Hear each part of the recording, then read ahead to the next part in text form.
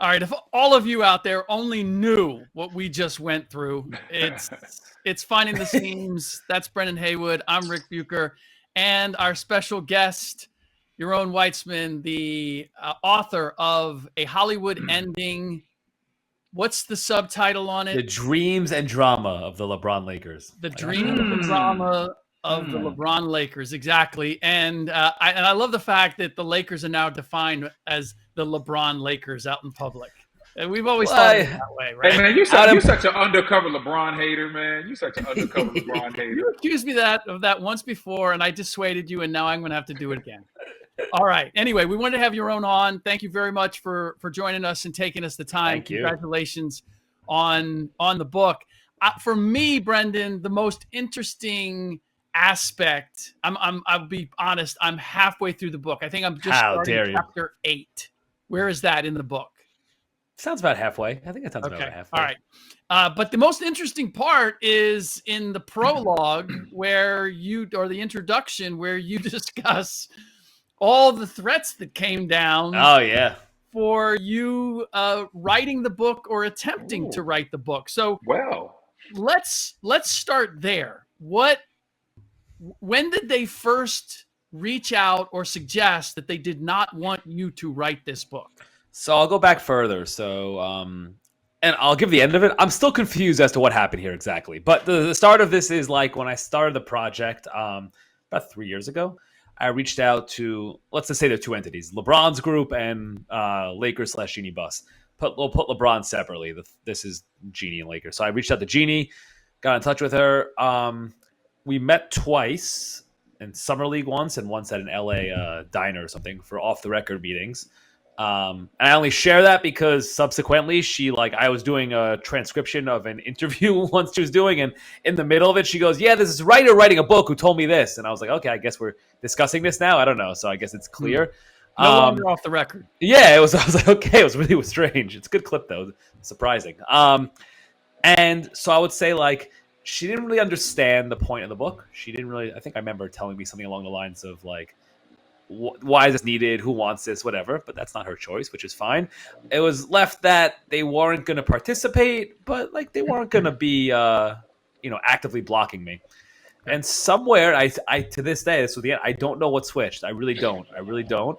But at the start of, let's say, the 2024 finals, Game 1 with the I think it's the Celtics here. The day that the Dan Hurley stuff broke, that Woj broke the Dan Hurley stuff. That day, I remember I'm with Fox. Rick, remember Fox, right? And I'm with Fox, and I'm covering the finals, and I get a letter in my inbox, an email. It says it's from the desk of this guy Marty Singer, and I Google him, and he's a famous defamation lawyer. And I look him up, and he's basically, I describe it as not a cease and desist, but a we're watching you type of thing. And then I sent them. So from that point, I'm like, okay, I guess informal communication's done. I don't need to do that. And then we sent them a fact-checking document. And the way I always describe it is this is before I published. You send this fact-checking document, and it's just, I'm sympathetic to the idea that you get these documents that anything positive she doesn't have to respond to. So if I forget which one of the Maloof brothers told me Jeannie's a great owner. I don't need Jeannie to respond to that. That's that's great. So you get this list of 40 things, and I get it. You see it, you probably think it's a hit job. Most people get on the phone, and you talk it out. They instead had this lawyer send me this really aggressive, threatening letter where they said, these are all outrageous claims, and make no mistake, many people don't have the means to sue. We do, and we will. So yeah, that was interesting. And so, what was it? Is it Harcourt that published it? Your publisher? Doubleday. What was Doubleday's response? Because in this day and age, most people, you start lawfare and they back up. I find this interesting. I think Doubleday's response was basically, this is insane. It's ridiculous. The way I phrase it is I'm a nobody. But Doubleday publishes books on the White House. They told me the example they gave was the Sacklers, the opioid family. They did a big book on them, and I think one of the editors said we got all the lawyer letters and put them right in the trash. I think people in the world of sports, and I think Jeannie, they probably used it's a big world, but it's very small, and I think you're used to be able to exert some power over and influence in a ways where those things just don't apply when you get out of that world, right? So I think Doubleday thought Honestly, the lawyer from Doubleday, he wrote back a response. I think he was very excited. I think his day-to-day job is usually a little more boring and like not kind of like signing off. And he penned this letter. He typed up this letter, and it was very dramatic. And like I'm standing up, and I had to kind of like tone it down a little bit. So I think they thought it was ridiculous. That's the short answer. They thought it was ridiculous. Were there specific things that they didn't want you to put in this book, or was it just everything all encompassing? They're very a lot. So I mean, and to be clear, right? Like some of their points that they were making, were just like ridiculous. And I'm not. That sounds like I'm being. You'd obviously say that, but I'll give an example. I sent them a quote from an LA Times story. This is a roundabout thing, but I sent them a quote from an LA Times story. So it was previously published.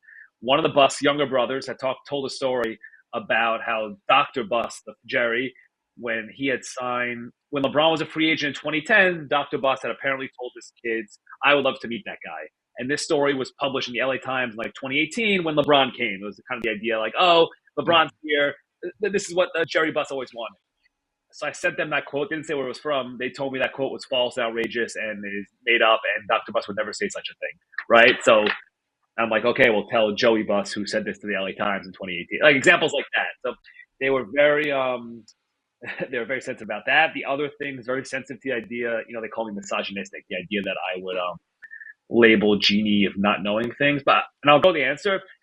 The thing about this is like the original letter saying that they hired this guy, this came before I sent them any fact checking. So I still I don't know why, right? So that was before they knew, maybe they have an idea, but that was before they would have known specifics. So the idea that they saw specific X, therefore they got defensive, that's not what happened here.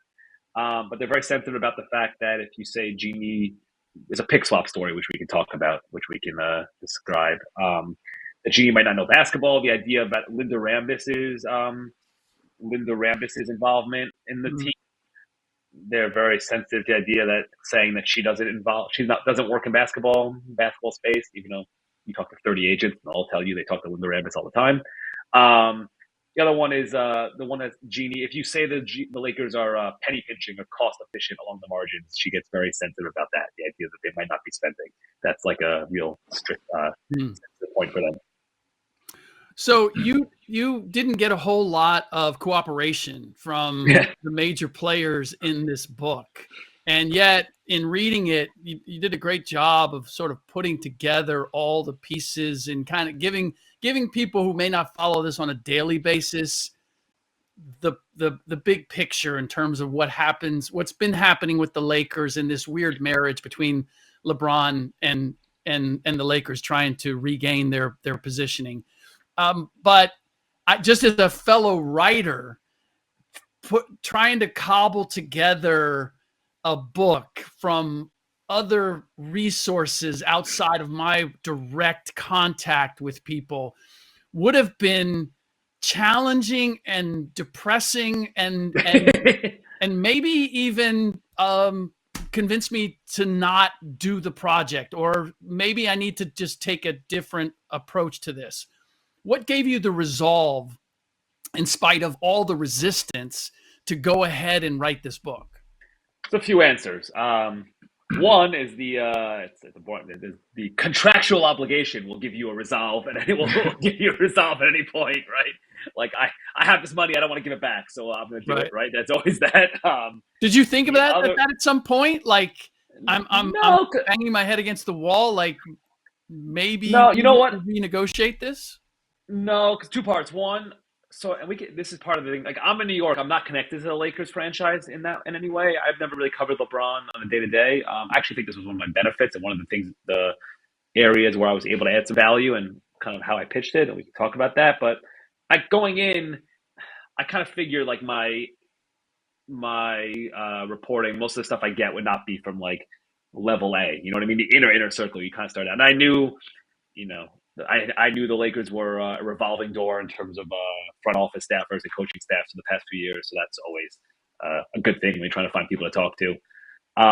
So I was good with that. And honestly, like I take it as a challenge. I really did. I took it as a challenge from that. Like when you see maybe some of the current Lakers beat writers are not so into the idea of someone coming in and writing this book like that. These are things I all took as challenges and just like, okay, I'm going to figure out a different way in it and see if I can do it better, you know? When you when you go back and you think about everything that went into the book, whether it was things that you put in or things that you didn't put in, give me one or two of the things that, without giving too much, of the most interesting facts that you uncovered as you really did this deep dive into this marriage between LeBron and the Lakers. So specific. I mean, my favorite, like this. I made the excerpt on purpose, like this Will Smith, Russell Westbrook, LeBron story that went viral, which I can tell quickly. That was my favorite. This story about it's Westbrook's year 2, right? His second year, and things are going poorly. And it's Darvin Ham's first season as the coach, and the Lakers have a film session early in the year, and they're bringing in Will Smith because it's the Lakers, and they have this Genius series, they call it. It's very Rob Pelinka and the Lakers, right? The Genius series, to bring in like these guys to come talk, like The Rock and Kendrick Lamar in years past. And Will Smith comes in and he's shooting free throws with Rob Pelinka in the gym because, again, of course. And while that's happening, Darvin Ham says, "I'm going to go get him," and he leaves to get him. And LeBron goes, "Okay, guys, I'm out of here." And AD goes, "Okay, I'm following him." And then Westbrook gets up and says, "Well, if they're out, why don't we go out?" Patrick Beverley starts telling him, "You can't go." And Darvin Ham goes to get LeBron and AD. I don't know what this is one thing I didn't get. I would love to know how he got them to come back. I don't know how. But he got them to come back, and they bring in Will Smith, and he talks for 30 minutes, and then any questions, and LeBron's hand goes up over and over and over, question after question. And Westbrook, the way it was described to me is he's sitting there staring, and you could like see the steam coming out of his ears, and he's angrily picking at a bowl of fruit. And later he says to a teammate, "I hate that fake shit." And it's just the context here is this is, the summer, that previous summer was when LeBron was pushing the Lakers to trade for Kyrie. And everyone knew, like, it's the only way to do that literally through salary cap, with the salary cap the way it is by trading Westbrook. So LeBron's pushing for the Lakers to trade for Kyrie. Westbrook knows that means you want to trade me. And him feeling like LeBron was being two-faced. So that was sort of the background there. So, I mean, I love that story. I think it's great in general. And then the fact that he dropped Will Smith in there is just hilarious. And, like, why is Will Smith? It's just very Lakers, too. Stuff like that. Some of the stuff about,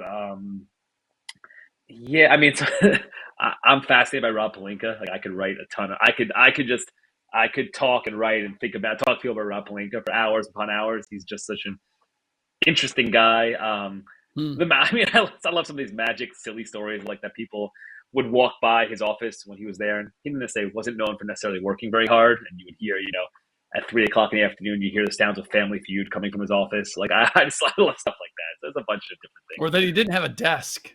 Right, the desk. He had an office with no Magic desk. Johnson had an office, and he didn't have a desk in it. And why was that? Well, according to Rob Pelinka, not to tell your own story, go ahead. In the book, I think it was R.C. Buford from the Spurs was there and didn't see the desk in Magic's office and said, "What's up with that?" And Pelinka says he's not really a desk guy. And as with so many things, with the Lakers in particular and the NBA in general, how that anecdote is then told down the line can really color the reputation of various people. Like, I don't know if Pelinka meant it as a dig or not, but it then became a Pelinka dig at Magic in the basketball sphere. And correct. It's like we hear Magic later on first take. He called Rob Pelinka a backstabber, or whatever phrase he used, right? And I think that's one of the examples of something that, like, to him, it's like, oh, this guy's bleeping on me behind my back. Now, maybe you should have a desk if you're president of basketball operations, but who am I to judge, Is there something that you had to leave out of the book that for one reason or another you would have loved to have in there? Or maybe it was one of those gray area pieces, but is there something that you really wanted to have in the book and ultimately couldn't?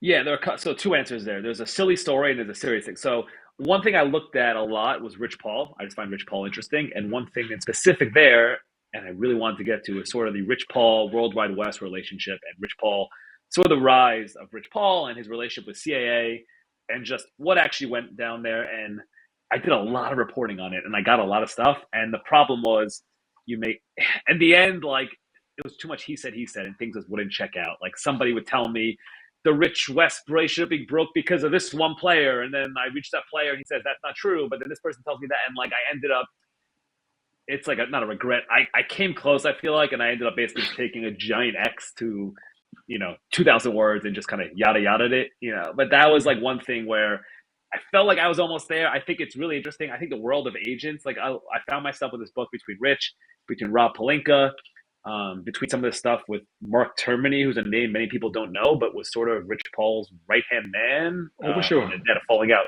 They had a falling out later on, but like the idea of him, I found the world of agents. I was really drawn to that world, and it's also impossible to report on because it's so hard to find like what's true and what's not. So there was stuff there. The other one's a silly story. It's not to the Lakers, but it's a hilarious story. So I thought I want to write about the bubble, but to me, the thing about the bubble, obviously there was some of the social justice stuff, the Lakers run, but I also thought there was a silliness to the bubble that wasn't really covered in real time, that there was some stuff I wanted to do. Like an example, like Mike Budenholzer walking around shirtless, apparently taking laps, like that was something he would do mornings and things like that. And I heard this great story that if you remember the rules, they started letting more people in at one point, and this didn't make a book, and I really should have, but they started letting more people in. But there was still a limit. So there's a story about one team, they had an assistant GM come, or an executive come, and he had made it through the 7 days or whatever, right? He was about to get out of quarantine. And then the day before he was about to get out of quarantine, one of the team's star players has like a massage therapist, somebody that they want to come in. And basically they have a spot, and the team so then tells the executive who quarantined for 7 days, yeah, sorry, you're going home. You don't get to come out. We need this spot for this guy. And so like stories like that, I love that. Yeah. I think I ended up cutting that, but I just think it's funny. I don't know. Brendan didn't get an opportunity to read the book. He didn't get one of the early manuscripts. Brendan, you got to reach out. We got to figure this out. Hey, listen, send me a copy, or I don't even like to take stuff for free. I'll buy a copy. Send me a copy. I'll pay for it, and I'll definitely read. I do a lot of traveling. So I get to read. I like to read on planes. Bottom line is he's flying a little blind here in terms of that's all good of what you did. You've talked about various situations. You don't know why they reacted the way they did. But now as you step back, why do you think they were so worried about the book? And was everybody worried about? Was LeBron's people worried about the book? Was Jeanie and the Lakers worried about the book? Was Pelinka, like, how many people were committed to not seeing this happen? I think LeBron's different. I think he's come above it, honestly. He didn't participate, but it wasn't an aggressive lack of participation, right? It was just kind of like, we don't do that. We don't fact check it. We just nothing to do with it. And I get it. Like, why? You didn't get a cease and desist call from them? Like, because that's kind of their thing. Like, they're also, but you know what? They wouldn't do it like that though. They would call me on the phone, and if this has happened, like, his guys are smarter. That's the thing. Like, they would call me on the phone and try to massage it. It's the way the Lakers did it. I don't care. It's like, it's this dumb PR. Honestly, I mean, Rick, you see it. Like, I think it made the book better. Like the footnotes, I kind of have this parallel narrative going on with their responses, and some of them make the case better than I can about something. Like, it ended up enhancing the book in a way that just didn't help them. I know it's like not my place to say, but it's just silly. So LeBron's whole thing, I think, is like he doesn't really do long interviews anymore with anybody. Like, why would you? You can sell your story to Netflix for whatever millions. Yep. Why would you do that? So that was different. It was Jeanie, and again, I don't fully know why. There's a sensitivity there. I think there's a belief that like there's some sexism behind writing about a female owner this way. I think that's sort of a sensitivity of hers, which obviously. I mean, it's not the case. It wasn't.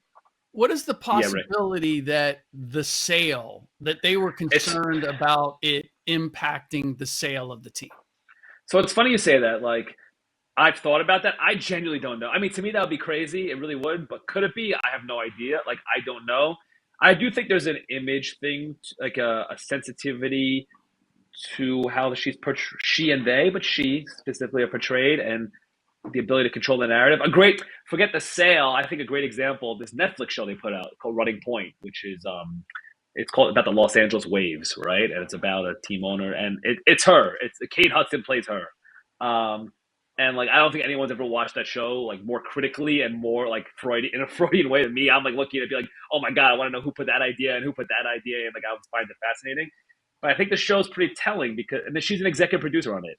Linda Rambis is too. And the show, like, it sounds dumb, but the show, I think I put this in the book, but like she has her siblings, and there's out of all the siblings, the one character in the siblings who's both intelligent and likable is her, right? That is it. Everyone else has major character flaws.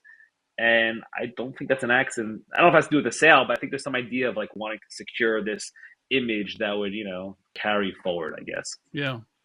Before we let you go, is there anything else about the book that you'd like to share or that you want people to know about the book? The way I pitch it is like, so LeBron won a title in LA, so it's hard to say it wasn't a success. But the way I kind of phrase it is, it was a success, but right, and the but there is that I think if you told people he would spend 8 at least seasons with the Lakers, you'd forget more than one title, you get more than one finals run, right? That I think we told you in 2018, you get 8 years of LeBron in LA, and he's going to be healthy basically the entire time. You'd say, oh, okay, multiple, like one finals run, that's crazy. And this book is like my attempt to sort of answer the but of like what happened there and why, and why was this not as successful as we all think it could have been, and we all thought it would, when you had this, you called it a marriage, because I called it almost a merger, right? A merger between these two institutions of like LeBron and the Lakers. So that's sort of that's the pitch. So I think if you're listening to this and you're an NBA fan, I think you'll enjoy a lot of stuff in here. Cool.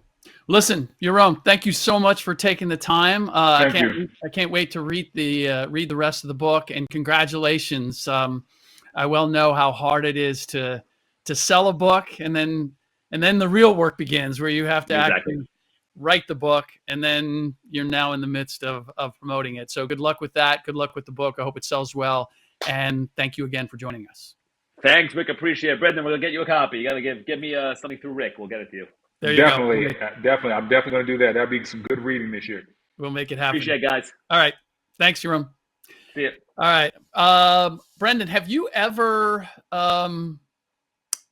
been, I'm just thinking of Shooting Guard, the documentary. I'm just wondering whether you've ever been in a position where someone was writing a story about a team or people that you were connected with, and you were the subject in some way, or a source or part of it. I can't say that I was and I wasn't all at the same time. So for me, it was, remember when Jordan was with the Wizards, and the marriage didn't end well between Jordan and Abe Poland. And I didn't realize that there was basically this big story written of what was going on behind the scenes between Jordan and Abe Poland. I'm not sure if I didn't know anything about that. And I remember going home, and I'm at the house with my mom. I'm in North Carolina. I'm in Greensboro. And these stories are coming out, and my name's attached to it. Like, the younger guys because they're saying like, well, the younger guys weren't treated well by Michael Jordan, and Brendan Haywood, and Kwame Brown, and Jared. And I'm just like, my mom was like, are you seeing this? Were you quoted in any of this? And I'm like, I'm not even there. Like, I'm at home. I'm between Greensboro and Chapel Hill working out. And so I was a part of a story about Mike, and it was more of a hit job.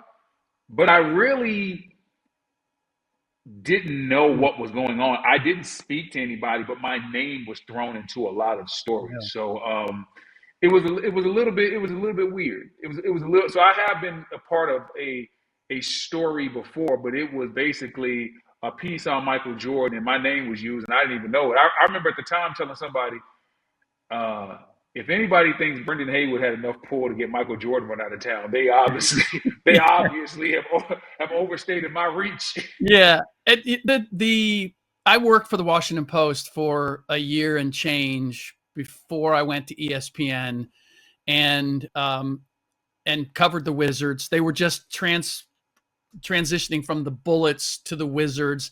They were just moving into the MCI, what was then the MCI Center, the new building downtown.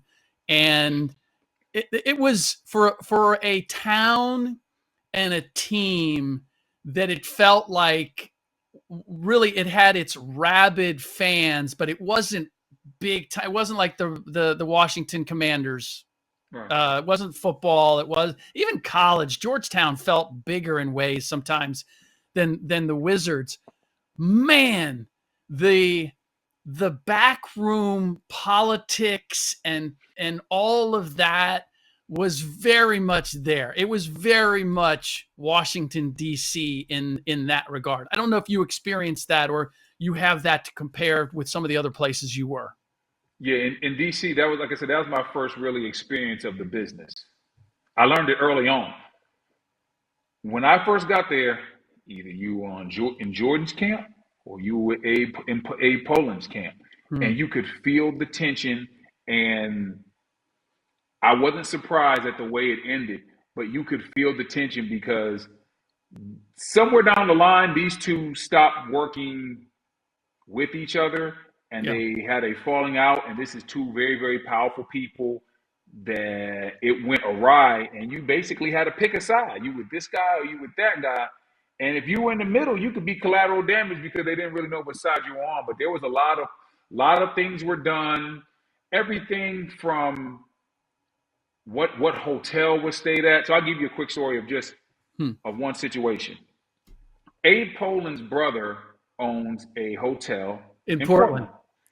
Now, the Sheraton out by the airport. It's the Sheraton. When I say right by the airport, your bed is basically on a runway. Yep. NBA players are used to staying at 5-star hotels. The Sheraton, it was a very nice hotel. It was not 5-star. When we pull up, Michael Jordan says, "I'm not staying here." And Mike goes downtown. He takes a bus downtown. Anybody that wants to go stay, I forgot the name of the Portland hotel. It was a nice hotel. The Vintage. Get up. Probably.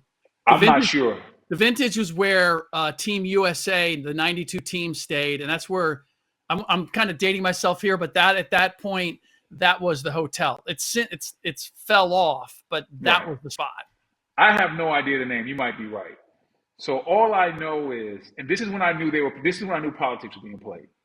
So there were some guys that were like, nah, Abe Poland takes this very seriously. We gonna stay here.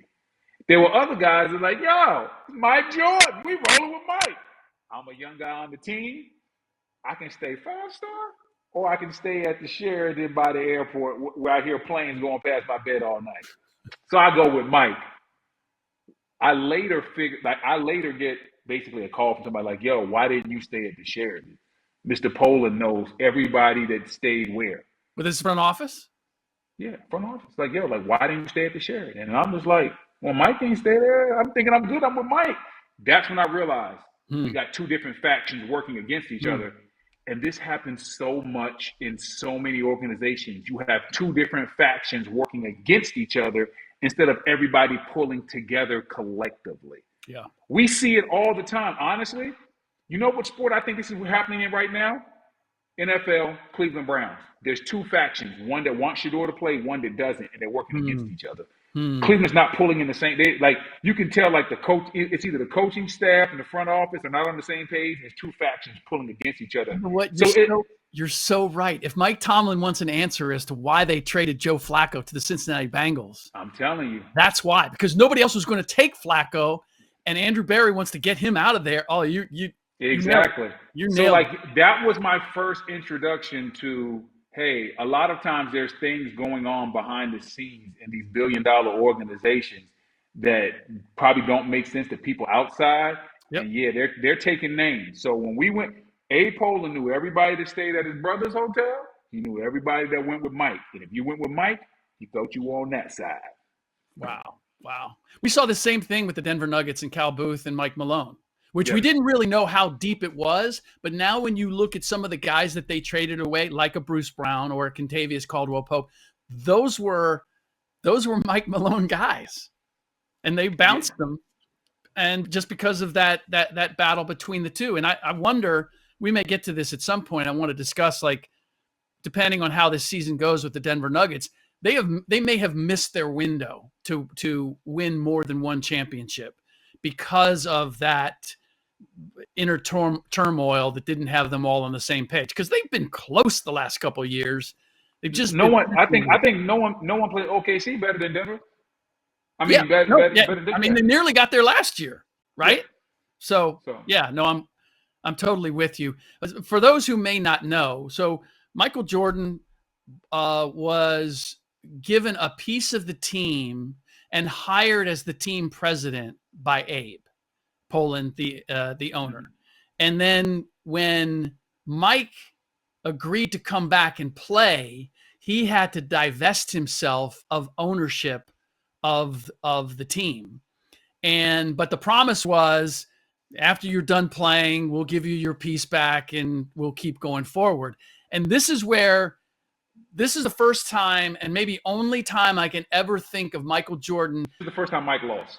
Yes, the first time I've ever seen him lose a power struggle. And Abe basically said, when you're not playing, we're letting you go. You're not the team president. You're not getting your piece of the team back. I mean, really cut him off at the knees. And I can't help but think that all that Mike has done since then, in terms of buying into the Charlotte franchise and then expanding as he has been all about, you're never going to put me in that position again. I'm going to make myself invulnerable to having somebody come after me like that again. I think that's just the way that Mike moves in general. He understands that he's an entity. There's a golf course out here in Charlotte, and from what I've heard, Mike was out there with some of his friends, and it was a big group, and people at the golf course were a little, they can be uppity at golf courses. They felt he was taking too much time, it was too big of a group, and they let him know about it. Mike being Mike, okay, fine. Never went back to that golf course. Built an incredible golf course of his own in Florida, which is stupendous. Like, that's how Mike moved. Oh, I can't come to your golf course? Guess what? Yeah. I'm going to build an exclusive golf course and make everybody come to mine. Like, I think that's his mentality. And I think that stems directly from what happened with Abe Poland. Oh, you won't let me get a piece of your team? That's fine. I'll go in and I'll be a part of the then Bobcats team. I'll buy the whole team. Yep. And then I'll sell it for billions of dollars later down the line. Like, it's like, you know what? I'm not asking for permission. I didn't ask for permission on the court. And now that I'm in the business world, I'm not asking for permission off the court. Mike definitely, I think, learned from that situation with Abe Poland. He's definitely moving different. This is the other thing that people don't quite understand, and I didn't understand initially when he took over the Bobcats, now the Hornets, is that he, like, how could he stand having a team that never made the playoffs? How could he stand having a team that didn't win? And what was explained to me was his new arena of competition wasn't the wins and losses on the court. It was the bank account. It was, I want to be one of the wealthiest owners. And now I want to, like, it was moving in a different direction. And he could exploit running the Hornets in a way that he knew the value was going to go up, but he was going to take the Donald Sterling approach, which is, we're going to always be selling hope. We're going to do just enough to keep the fan base interested, but we're not going to go crazy. We're not going to spend just to win a championship, because it's the returns for what he was trying to accomplish wasn't worth it. And that's, as soon as I understood that, I was like, oh, now I get it. Because as a businessman, man, you could make a case he's been everything as a businessman that he was as a basketball player, in terms of how he has expanded his growth. Oh, for sure. Like, the average fan looks at basketball as wins and losses. Yeah. When in actuality, basketball, it's dollars and sports, cents. and sports in general is a business like no other. They just run the con game on the fan base to make them think that it's not just a regular business. So you're thinking of wins and losses, while these billionaires are thinking in dollars and cents, and they're speaking a totally different language. And it's as I've gotten older, it's more fascinating to me to understand that side of it. And just when you understand that side of it, and you sit back and look, you realize how many people don't get the pure business side of sports in general. Yeah. And you probably coming in as a player, like, they sold you on the dream too. It is all about wins and losses. It's all about like, all of that. And then you're around the business for a while, and you naturally become a little jaded, because you're like, oh, that's what it is. This, as a writer, as a somebody covering professional sports, it's the same thing. We fall in love with the story, with the drama, with the heroics, with the beauty of the game and the chemistry and all of that. And then you become a sports writer or a reporter, and you get to pull back the curtain and you go, oh, it's none of that. That's all just a sales job. And my job now is I somehow got to still sell the dream to the public that this is what it's all about, because that's what they want, right? Yeah, the business side of things, and like people think like it's real sports, so the best players always play. I'm like, no, they don't. Yeah. Like, hey man, if this guy makes $20 million and you make $2 million, if you better than him, you might not play. Yep. You know, if you're an older player on a young team and you could play right now, but this guy was picked number 7. Hey man, you might not. I remember this was probably my last year in DC, and we were bad. It was my last year. We were bad. We were like a 19-20 win team, and Mike James remember Mike James? Yeah, the guard. Not the current Mike James that's playing overseas. And no. I'm talking about dark skin, bald head Mike James. I remember Mike James. Absolutely. Yep. Yes. So Mike James could score, and so he's in practice Friday. He's like, man, I should be playing. I'm better than these young dudes. I said, Mike, we're a 20-win team. Why are they gonna be playing a 36-year-old point guard? Yeah. Like, yo, you gotta understand the business. You ain't gonna play. We're a 19-win team. They're gonna play the first round picks, the second round picks. If there was a third round pick, they'd play that guy over you too, because you're 36. It does not benefit the organization at all to give a 36-year-old point guard 25 minutes a night. Like, that's the business. It's exactly right. Like that's what people don't get. And as you get into it, you start to realize that. You've led me right into between Michael Jordan and playing and not playing. We just saw Michael Jordan, who is a special contributor to NBC's coverage of whatever that means. NBA. It means he's going to do what he's going to do when he wants to do it. It means he's going to make a lot of money to do whatever he wants. Boy, it got to be great for Michael Jordan. And if I am going to contribute, you're going to send Mike Tirico to my house, and we'll do it in my living room on my time. That's what that means. But they brought up the question of load management with him, which is like shooting fish in a barrel. Like, what do you think that Mike is going to say about load management? But that said, he talked about how, he felt an obligation to play at every opportunity. And I certainly get that, but and I think it's been abused in the current league and how it's utilized by some. At the same time, I do believe the way the game has changed, that it is so much more athletic and up and down, that there is an issue there with trying to keep guys healthy. And I think they could really fix the problem if you went back to allowing a little more physicality, which would slow down the pace of the game. It would change it a little bit. It would change the bodies on the floor. How you officiated it could change it. Because right now, it's still like I can go 100 miles an hour. I can take off on one foot. I can do all this stuff, and I'm not worried about getting knocked out of the air most of the time. And so guys are constantly pushing their athletic ability just in terms of speed and change of direction and all that, rather than playing more of a ground-bound game. If you're going to get, and you know this, right?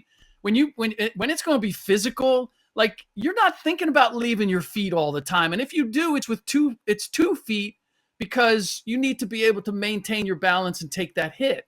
But all that said, do you feel like Mike has a case for suggesting that the load management thing is, he almost phrased it as a loss of respect for the game in a way, and a respect for the fans, and that guys are not showing up and playing at every opportunity?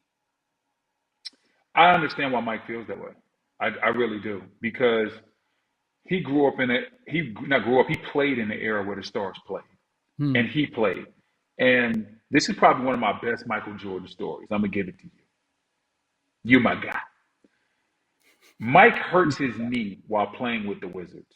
It's his last year, and like he's getting his knee drained. I mean, it's like this like blackish yellow stuff getting pulled out of his knee. Like, I'm like, what is that? Like Mike leaking oil, bro. He is like that knee is done.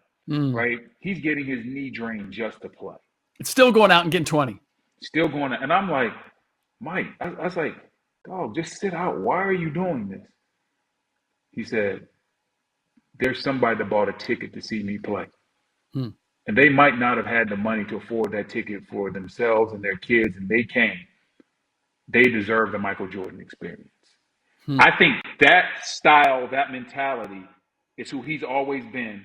That's what he grew up around. That's what he grew up watching. That's what the stars were back in the day. And to see stars now that are making more money based on the popularity for guys like Mike that took the league to another level, to see stars now not have the mentality of every fan that buys a ticket to see you deserves that experience. That's why he doesn't respect load management. That's it within a nutshell right there. If I'm 40 years old on one knee, getting my knee drained just to make sure that somebody that bought a ticket to see Michael Jordan at least gets to see me play for a quarter, the least you could do is come out here and try to be ready for as many games as possible. So that is why Michael Jordan feels that way. Yeah. No, I get why he feels that way, and I think it's there's a legitimate cause for him to feel that way.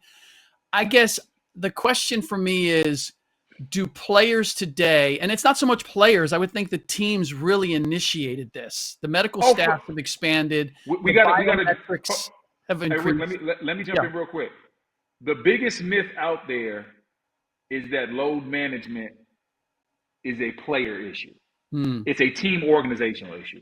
And it really started with the Spurs, if we keeping it a buck. Remember when the league had to change the rules because the Spurs would send like 4 or 5 guys home for a nationally televised no, game? They did it. It was Miami or someplace. They sent them home early. Like the league, like the Spurs were the first team doing this, and they were winning. Yeah, and it's a copycat league. But that was legit. There was a legitimate reason behind that. Yeah, there might be a legitimate reason for Tim Duncan to sit, but what was Danny Green sitting for? Like they were sitting, like they were sitting everybody. Danny Green was young at that time. Like you got to understand that load management was created by organizations, and they have passed that buck on to the players. So the fans are looking at the players like, oh, you guys don't want to play. No. Load management started with management and organizations basically copying the Spurs model. Yeah. It's a little bit, I don't know if you saw, I got into a dust up on social media over Can't be arguing on social media. A lot of idiots out there, bro. Every time I decided to comment on something, I am reminded of that once again. But this was a case of, there was a guy putting out a clip of Giannis Antetokounmpo taking about 6 steps. Hey man, hey listen. Hey, it was a lot. Hey, listen, he took more steps than Drew Hill, and they was 5 steps in eternity. Okay? Giannis took a lot of steps. I'm like, hey, man. You saw it. You saw that, right? What are we doing? Yeah. Come on, man. So the guy was trying to justify it, and I was like, it's hilarious that you are trying to justify it and that you're saying that this is skillful in being able to do this, right? That's where it started. But this is how, where you have to be careful what you allow to happen. And I'm going to give Commissioner David Stern some credit here, because Stern was always very careful about precedents. He didn't want anything new happening. And sometimes he took it too far, and people would say you're the freedom of the players and all that. But once you crack the door, you never know where it's going to go. And I think that's what happened with the San Antonio Spurs and load management. Because with Tony Parker, Manu Ginobili, and Tim Duncan, the injuries that they had, the importance they had to the team, they were trying to milk another championship out of them. I totally get why they started to be extreme in how they handled them during the regular season. But then it just has gone to where you got 25-year-olds that are on load management now because the medical staff can justify why they shouldn't play. Hey man, we got people load managing. We got people load managing on lottery teams. Yes, exactly. But again, you're right in terms of that's not initiated by the player. That's initiated. I've talked to enough guys, Kevon Looney in particular, told me that like the medical staff would go to the team and say, hey, his bio number suggests that he should take the next game off. And so the coaches would come to him and say, hey, we're going to sit you the next game. He was like, no, I'm playing. Like, no, I'm playing. You had to fight to stay on the floor. And the coaches, for the most part, want you to play. They want you to be, they don't want you sitting down. It's really a power struggle there. And so that's the traveling is the same thing. Like there was a time where you couldn't Euro step. That was a travel. Then we kind of let the Euro step in. Then we started. Now the big thing is now the gather. The gather right? Step. The gather step. And people who don't understand the game, once you gave that gather, like there's always been a gather. You had 1.5 steps, right? You had the gather, and then you had one more, and you were done. That's when I started playing. That's how it was. And for the most part, that's how it was in the NBA, 80s, maybe early 90s, whatever. Once you opened up the Euro, so it's 2 steps and a gather. The gather, if you're good and you're of a Brendan Haywood size, I can do all kinds of things with that gather. I can get 2-3 steps into that gather and then 2 more. Like you've transformed the game in doing that. And I think that load management is in the same category. We've transformed it so far from what it was originally meant to be. Yeah, load management is definitely taking on a mind of its own. Like I said, I've talked to certain teams. They know what games that their star players are going to miss in the summertime. When they get the schedule, they're, okay, yeah. Okay, so-and-so's probably going to miss these 7, 8, 9, 10 games. That's not medical. I'm just telling you, I know what happens. That's not biometrics. No, I know that. I know what happens. You know what's funny? It's just that's just the way it is now. And honestly, as they say, this horse has left the barn. It's never coming back. Yeah, it's never coming. So, like, I know a lot of people don't like it. I know Mike don't like it. I understand why Mike doesn't like it. I just told you why he doesn't like it. Everything that he put into it. Load management is here to stay, simply because it works. Because the guys are fresher. Yeah. Well, there's that, and I'm just curious if your thoughts about the idea that the game is so fast and athletic now that, because I look at all of the soft tissue injuries that we're still continuing to have. Yeah. And in spite of all the medical advances, in spite of load management, in spite of biometrics, we're still having guys, tear Achilles left and right, major players. I would subscribe to the idea that is because of the speed of the game, and everybody's just trying to be explosive, and they're basically allowed to be. Could it be that it's causing this?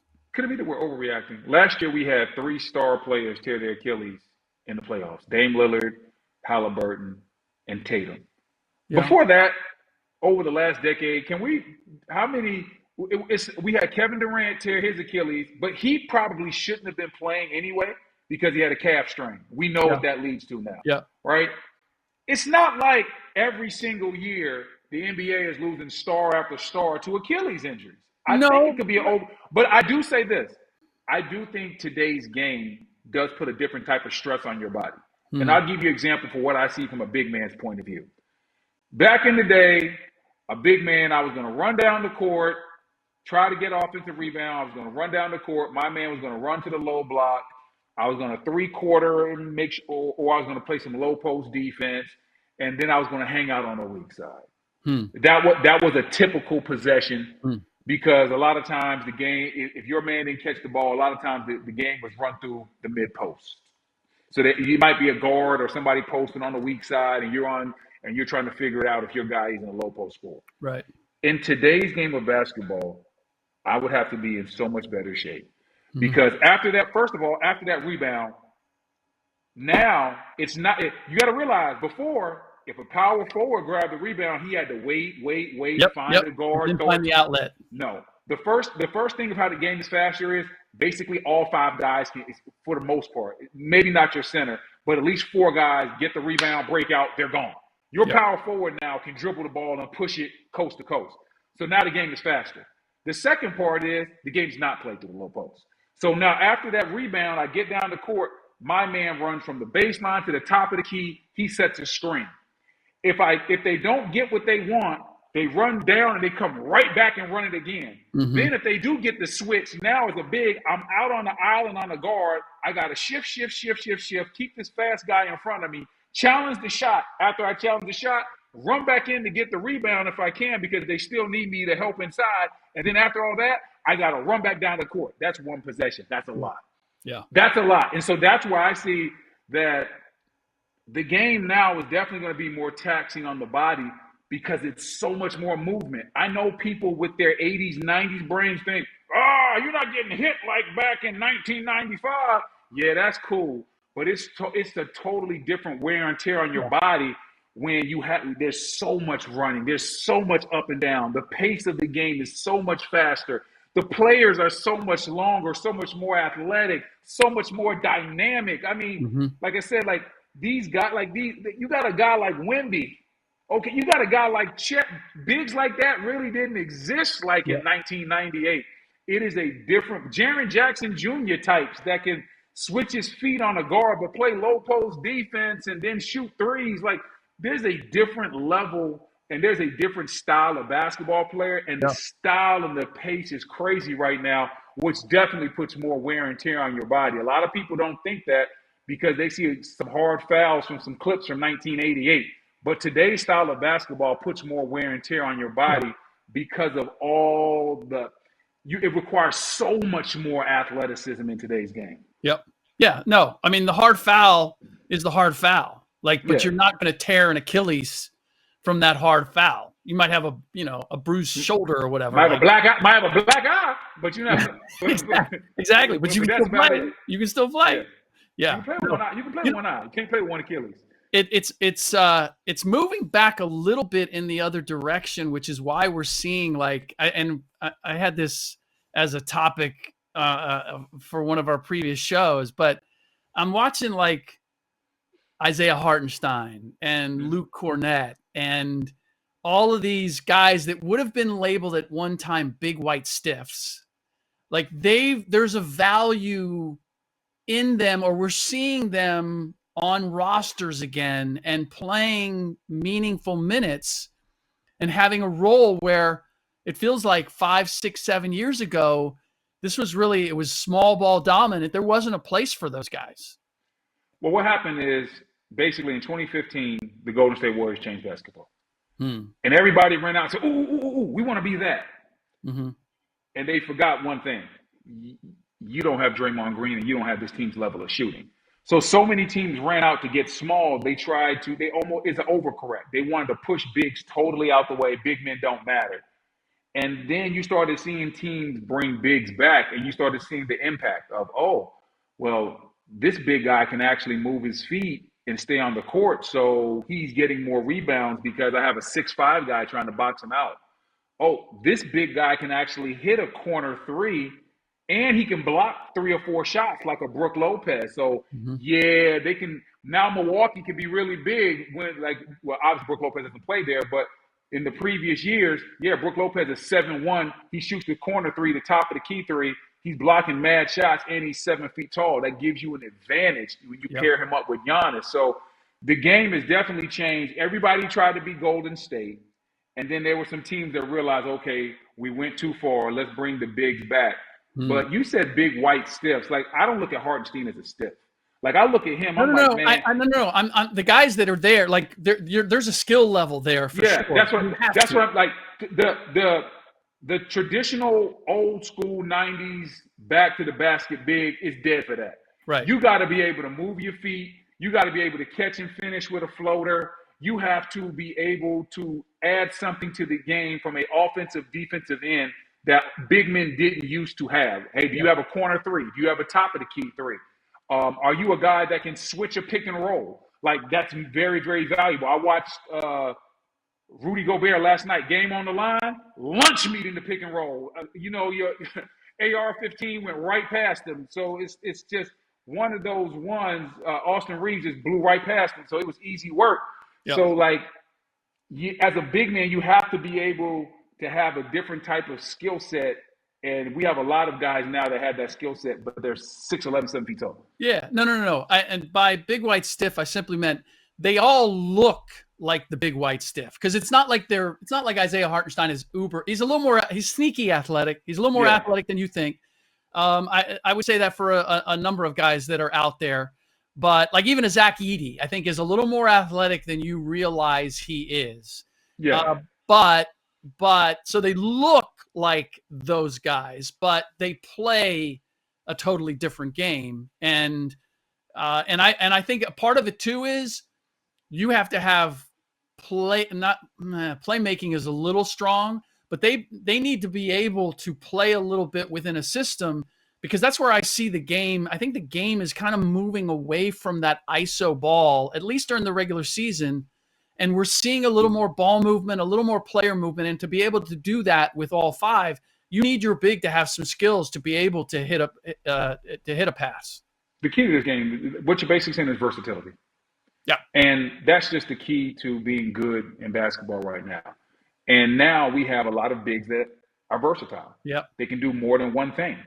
And bigs back in the day were traditional bigs, and they played within like a 15-foot box. And if you're a big man that doesn't have to play like that, you offer something to a team. It doesn't matter what skill it is. If you're a big that can, you might not be a post-up guy, but you can pick, roll, and hit a corner three, you're valuable. Yep. You might not be able to hit a corner three, but you can pick, roll to the basket, you're a lob threat, and you can switch the pick and roll and give rim protection. That's like your boy in Brooklyn. His name will lose me right now. Claxton, yes, you're valuable. Like there's different types of ways for bigs to be valuable now, but you just have to have versatility and be different than the bigs were in from 2001. It's a different ball game. Yep. All right. There was one more item that I wanted to get to. We're out of time, so I'm going to save it. I don't even know if you were excited about it, but we'll let it play out, and then we have to get Anthony Edwards back on the court, because I want to explore to see if that mid-range game, which he added scoring wise, whether he can complement it with being able to operate from the mid-range, which is a different thing than just scoring from there. Hey, Anthony Edwards is going to be incredible. That Minnesota roster is not where it needs to be right now. Like, some of the players, like, you lost Nikhil Walker-Alexander, and some of the young guys are not stepping up to replace him. So, like, when you lose a vet and your young guy that you think is going to step up for that vet isn't playing that well, or he doesn't, now your roster loses a little bit. Mike Conley gets a year older. You look at Minnesota's roster, very similar to Houston's, missing a playmaker. Outside of Anthony, there's no playmakers. Anthony Edwards is a scorer. There's no playmakers. They need another point guard. So right now, this Minnesota roster is lacking a little bit. It's lacking. It is. We are not lacking here, though. I think we got enough. We got enough in for 1 hour. For all of you out there, thanks once again for joining us, Brendan. Always enjoy it. We will do it again next week. Appreciate you.